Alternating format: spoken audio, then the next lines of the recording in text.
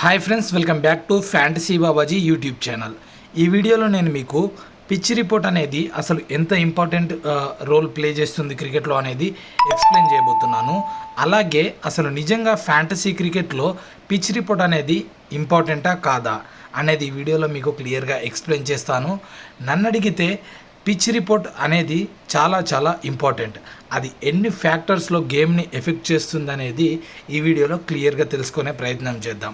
ఇక వీడియోలోకి వెళ్ళే ముందు మీకు ఒక చిన్న రిక్వెస్ట్. వీడియో మొత్తం చూసిన తర్వాత వీడియో నచ్చితే కనుక ఒక లైక్ చేసి మీ ఫ్రెండ్స్కి, ఎలాగైతే క్రికెట్ ఫ్రెండ్స్ ఉంటారో వాళ్ళకి వీడియో షేర్ చేసి ఛానల్కి సపోర్టివ్గా ఉండండి.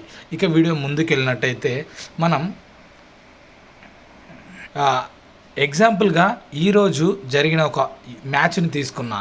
ఈ మ్యాచ్ వచ్చేసి మనకి యూఎస్ఏ లీగ్ అంటే మేజర్ క్రికెట్ లీగ్. మనకి ఎలాగైతే ఇండియన్ ఐపీఎల్ లీగ్ ఉందో అలాగే యూఎస్ఏలో మేజర్ క్రికెట్ లీగ్ అనేది ఒకటి స్టార్ట్ అయింది. అది కూడా ఒక T20 లీగే. అందులో ఈరోజు జరిగిన మ్యాచ్లో వచ్చిన ప్రస్తుత పిచ్ రిపోర్ట్ ఏందో ఇది. సో పిచ్ రిపోర్ట్లో ఏం చెప్పారంటే లైక్ పిచ్ అనేది dryer than it was the beginning of the tournament. This dryness means that the ball won't come of the pitch as quickly and will tend to stop and slow down after the hitting the ground. So ఈ first స్టేట్మెంట్లో ఏం చెప్తున్నారంటే pitch అనేది ముందు జరిగిన matches కంటే ఈ గ్రౌండ్లో ప్రస్తుతం ఈరోజు జరిగే మ్యాచ్లో మనకి డ్రైగా ఉందని చెప్తున్నారు. అండ్ బాల్ కూడా బ్యాట్స్మెన్కి బాల్ రిలీజ్ అయిన తర్వాత ఇమ్మీడియట్గా బ్యాటర్ దగ్గరికి రాదు, స్లో అవుతూ ఉంటుంది. ఇక్కడ మనం ఏమర్థం చేసుకోవాలంటే బాల్ పడిన వెంటనే బ్యాటర్ దగ్గరికి వస్తే తను అనుకున్న షాట్ని ఆడగలడు. బట్ బాల్ పడ్డ తర్వాత ఏ బాల్ స్లో అయిద్దో తెలియదు, ఏ బాల్ కరెక్ట్గా వస్తుందో తెలియదు. సో తను షాట్స్ ఆడేటప్పుడు చాలా వరకు మిస్జడ్జ్ చేస్తాడు. మిస్జడ్జ్ అంటే ఏంటంటే ఒక షాట్ ఆడదాం అనుకునే లోపు బాల్ స్లో అయిందనుకో తను బౌండరీ కొట్టేది, బౌండరీ వేయలేదు, మిస్ టైం అయ్యి క్యాచెస్ వేస్తూ ఉంటాయి. ఈవెన్ సింగిల్స్ తీయడానికి కూడా పాసిబిలిటీస్ చాలా తక్కువ ఉంటాయి ఇటువంటి గ్రౌండ్స్లో. అండ్ ఇక్కడ చూడండి, however they also maintain that pitch usually becomes easier to play on as the night progresses. అంటే మ్యాచ్ జరిగినా కొద్దీ గ్రౌండ్ కొంచెం హెల్ప్ఫుల్గా ఉంటుంది, ఈజీగా ఉంటుంది ఆడడానికని ఉంది. అంటే ఇనిషియల్గా ఇబ్బందులు పడతారు బ్యాటర్స్ అయినా సరే, మ్యాచ్ జరుగుతూ ఉన్న కొద్దీ సెకండ్ ఇన్నింగ్స్ వచ్చే వరకు మనకి ఎంతో కొంత బ్యాటర్స్కి హెల్ప్ఫుల్లే ఉంటుంది అని చెప్తారు. ఓకే, సో చూద్దాం. ఇక్కడ ఆ గ్రౌండ్లో జరిగిన మ్యాచ్ స్కోర్స్ చూసుకుంటే ఎగ్జాక్ట్గా వర్క్ అయినాయి. సో పిచ్ రిపోర్ట్లో ఏదైతే చెప్పారో అదే జరిగింది. పిచ్ స్లోగా ఉంది, బాల్ బ్యాటర్ మీదికి రావట్లేదు కాబట్టి ఆటోమేటిక్గా బ్యాటర్ అనేవాడు బాల్ని సరిగ్గా జడ్జి చేయలేడు. సో కరెక్ట్ ఆడలేడు షాట్స్. ఆ టైంలో ఏమవుతుంది, చాలా బాల్స్ అనేవి డాట్ అవుతూ ఉంటాయి. డాట్ అయినాయి అంటే ఆటోమేటిక్గా ప్రెషర్ బిల్డ్ అవుద్ది, వికెట్స్ పడతాయి, స్కోర్ అనేది కూడా చాలా తక్కువ అవుద్ది. ఫస్ట్ ఇన్నింగ్స్లో 124 కొడితే సెకండ్ ఇన్నింగ్స్ వాళ్ళు కూడా మనకి లైక్ 127 స్కోర్ చేసిర్రు. బట్ అంత ఈజీగా ఏం స్కోర్ చేయలేదు. ఇక్కడ చూసుకోండి, 19th ఓవర్లో మ్యాచ్ వరకు వెళ్ళిందంటే అర్థం చేసుకోండి పిచ్ ఎంత డిఫికల్ట్ ఉందో బ్యాటర్స్కి. సో అందుకే పిచ్ రిపోర్ట్ అనేది ఫ్యాంటసీ క్రికెట్లో చాలా ఇంపార్టెంట్. సో మీరు పిచ్ రిపోర్ట్ని కరెక్ట్ చదివి అర్థం చేసుకొని తెలుసుకున్నారంటే మీరు ది బెస్ట్ టీమ్స్ని క్రియేట్ చేయొచ్చు. సో ఇప్పుడు చెప్తానండి, మీరు ఒకవేళ టీం క్రియేట్ చేసారు అనుకుందాం, నార్మల్గా అందరు బెస్ట్ ప్లేయర్స్ని పెట్టి క్రియేట్ చేసారు ఈరోజు, మీరు లూజ్ అయ్యేవాళ్ళు. పిచ్ రిపోర్ట్ తెలుసుకున్న ప్లేయర్ ఏం చేస్తాడు, ఎక్స్ట్రా బౌలర్స్ని తీసుకుంటాడు. ఎందుకంటే పిచ్ స్లో ఉన్నప్పుడు బౌలర్స్కి ఎక్కువ వికెట్స్ పడతాయి, బ్యాట్స్మెన్స్ సరిగ్గా పర్ఫామ్ చేయరు, ఎక్కువ స్కోర్స్ రావు, లో స్కోరింగ్ అవుతుంది. ఆ టీంని అలా క్రియేట్ చేసుకున్నవాడు ఆటోమేటిక్గా మీ మీద విన్ అవుతాడు.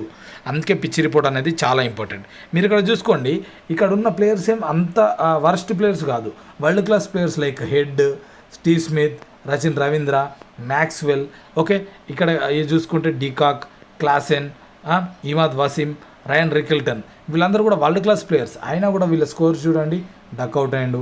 అండ్ మ్యాక్స్వెల్ వచ్చేసి 10 runs, స్టీవ్ స్మిత్ వచ్చేసి 12 runs, రచిన్ రవీంద్ర వచ్చేసి just 26 runs, Ryan Rickelton 4 runs, de Kock కూడా 24 runs. ఆడిన బౌలర్ ఎవరైనా ఉన్నారంటే క్లాసెన్ ఒక్కడే, okay batter. And Imad Wasim 4 runs.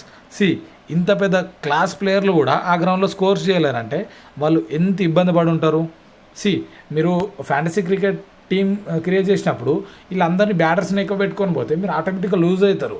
So కొందరిని పెట్టుకోవాలి, ఎక్స్ట్రా బౌలర్స్ని తీసుకోవాలి. వికెట్స్ పడుతున్నాయంటే బౌలర్స్కి ఎక్కువ పాయింట్స్ వస్తాయని అర్థం. బౌలర్స్కి ఎక్కువ పాయింట్స్ ఇచ్చిన వాళ్ళు మీ టీంలో ఉన్నారంటే మీరు ర్యాంక్ బెస్ట్గా వస్తుందని అర్థం. ర్యాంక్ బెస్ట్గా వచ్చిందంటే ఆటోమేటిక్గా మీరు మంచి అమౌంట్ని తీసుకుంటున్నారనే అర్థం. అండ్ నెక్స్ట్ చూసుకోండి, అదే మ్యాచ్ బౌలర్స్ పర్ఫార్మెన్స్ చూద్దాం. ఇంతకుముందు బ్యాటర్స్ చూసినాం కదా, చాలా వరస్ట్ పర్ఫార్మెన్సెస్ ఉన్నాయి. అంటే పిచ్ అలా బిహేవ్ ఉంది కాబట్టి వాళ్ళు ఆడలేకపోయారు. సేమ్ గ్రౌండ్లో బౌలర్స్ చూడండి, మనకి ఇక్కడ నేత్రవల్కర్ ఫస్ట్ ఇన్నింగ్లో 3 వికెట్లు తీసిండు, లోకి ఫెర్గుసన్ అయితే ఎగ్దమ్ 4 వికెట్లు తీసిండు, Marco Jonsson 1 wicket, Holland 1 wicket, ఒక మ్యాక్స్వెల్ మాత్రమే వికెట్లెస్ అయ్యిండు. మిగతా 4 కూడా మంచి వికెట్స్ తీసిరు.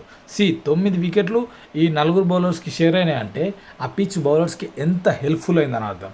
ఇదే బౌలర్స్ మీరు పిచ్ చదివి పిచ్ స్లో ఉంది, వికెట్స్ పడతాయని అర్థం చేసుకొని ఉంటే వీళ్ళని మీ టీంలో పెట్టుకుంటారు, రైట్. ఎవరెవరైతే చదవలేదో నేత్రవల్కర్ని పక్కకు పెట్టడం, లోకి ఫెర్గుసన్ని పక్కకు పెట్టడం చేస్తే ఆటోమేటిక్గా మీరు అలాంటి వాళ్ళ మీద అప్పర్ హ్యాండ్ తీసుకుంటారు వీళ్ళందరినీ మీ టీంలో క్యారీ చేస్తే.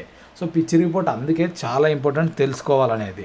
అండ్ ఇక్కడ సెకండ్ ఇన్నింగ్స్లో కూడా చూడండి, ఇమాద్ వసీం 1 వికెట్ తీసిండు, Burger 2 wickets, Gannon 1 wicket, Harmeet Singh 1 wicket. So వీళ్ళు కూడా ప్రతి ఒక్కరు వికెట్స్ తీసిరు. ఆల్మోస్ట్ 10 బౌలర్స్లో 8 బౌలర్స్ వికెట్స్ తీసిరంటే వాళ్ళకి ఎంత హెల్ప్ఫుల్ అయి ఉంటుంది గ్రౌండ్ అర్థం చేసుకోండి.